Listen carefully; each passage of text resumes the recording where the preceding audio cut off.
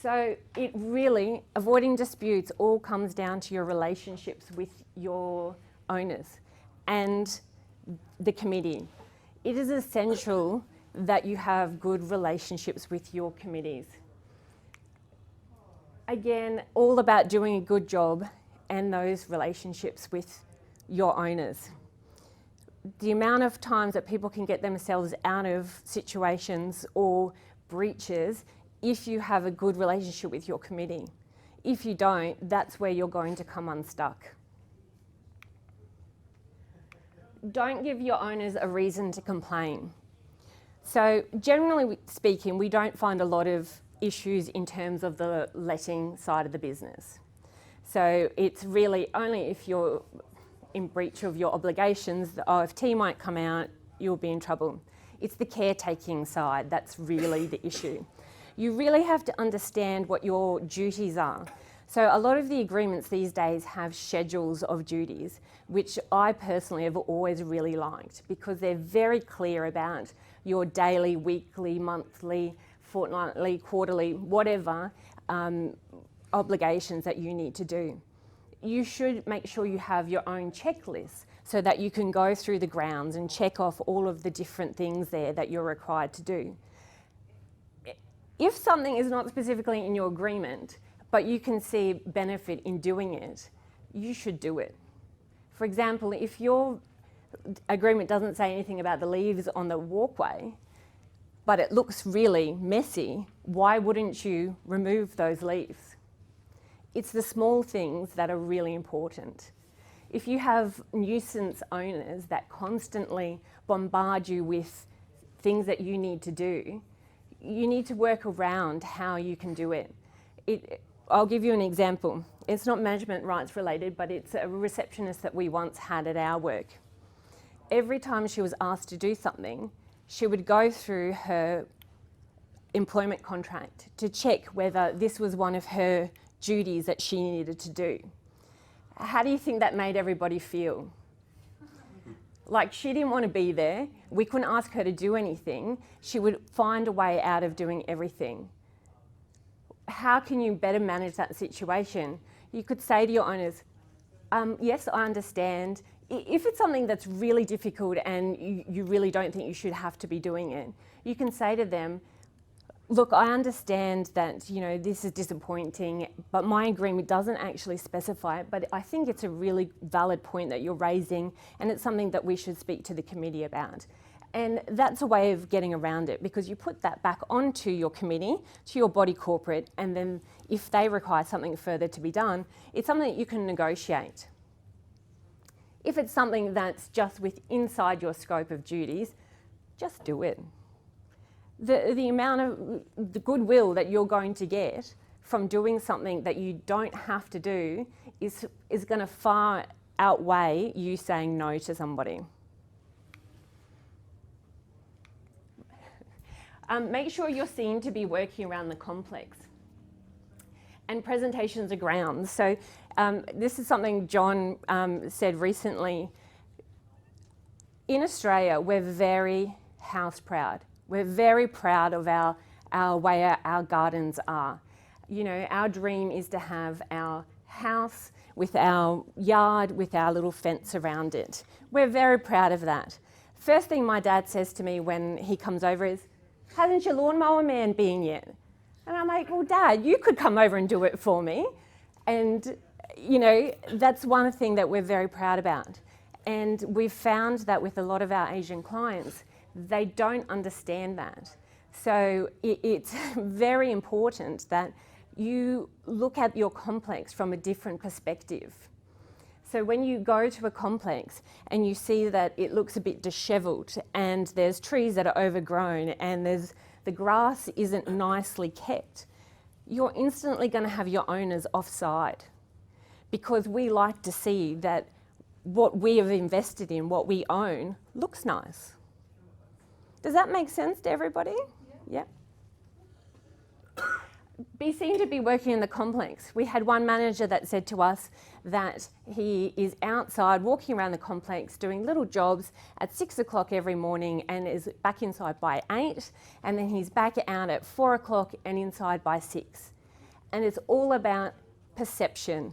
So owners, when they're leaving for their day and coming home at night, see that the manager's out in the complex doing something. Even if he's not doing anything, just but walking around, the perception is that you are doing your duties. I actually had a townhouse, and our manager there, she was Chinese, and we had a lot of issues with her because she didn't understand about, the maintenance of our lawns and our trees. And when the committee raised it with her, she was like, okay. She went and chopped down the trees completely. That's not helpful. It made the complex look even worse, and the trees needed to be replaced. So just little things like that, very important.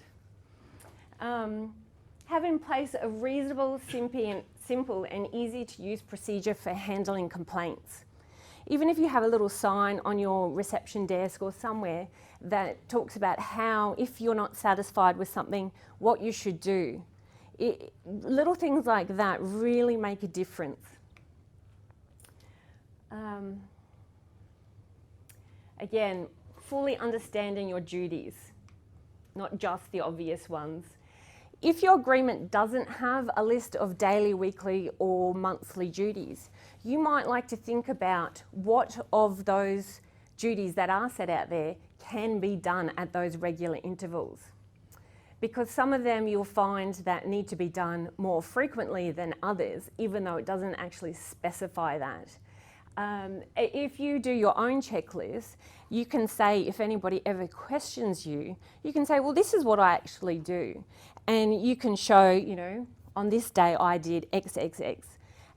And that will really show to them that you have an understanding of what your duties are and how often that you do them as well. Obviously, regulatory compliance is very important. You will all get your licenses. You know that you have to comply with all the different legislation. This is very important. Again, another day, a whole day seminar could be spent on that. As I said, it's not good enough just to do a reasonable job. You need to go that little extra mile. So I can assure you that every one of you here will come up with a difficult committee at some stage in your career as managers. There's always one person that will create an issue for you. It's all about how best to manage that person. Sometimes a solution is find somebody else on the committee that's more reasonable to deal with and get in their ear, be their friend, because then they will be your voice on the committee to get things across the line for you. Be confident in your position. We often have, especially the Chinese managers, feel very timid and not that they're not confident in their abilities, but because they don't like to confront people, they will just listen and not stand up for themselves. You need to be confident in what you're saying to your owners and positive and not afraid. You will have a better understanding of what's in your agreements than the normal owner will. Most owners don't understand management rights. They don't understand what you're required to do. So they will have it in their head that we're paying this manager so much money, what are they actually doing for us? It's easier for them to say, oh, for $100,000, what are they doing? But when you break it down, that lot may only be paying $25 a week for your services. They don't see it like that.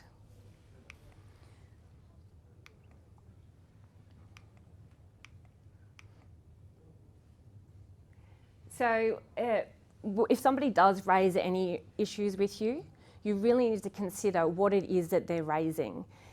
A lot of the time, disputes arise because of the relationship with somebody. The chairperson or the committee member might just have a bee in their bonnet and they are determined to get rid of you when you have done nothing wrong. Carefully consider what it is. If there's a genuine basis for some of the things that they're saying, see how you can better comply with your obligations. or get a third-party expert. So one of the speakers, Mike O'Farrell, one of the contributors, this man here, he is an excellent manager. He's part of Arama. He can assist anybody in their business. He's got his own business. Do you remember what it's called? Riverside Hotel, but he does the other business as well. Consulting. Oh, MLR, it's on the board. MLR services. He can come out and go through with you, go through the complex with you and help you do a schedule so that you can better comply with your duties. If it's clearly a bullying or racist chairperson or committee, we can help you requisition EGM to replace them. So this sometimes is an issue, and unfortunately we can't control how people behave, but we can help you get rid of them.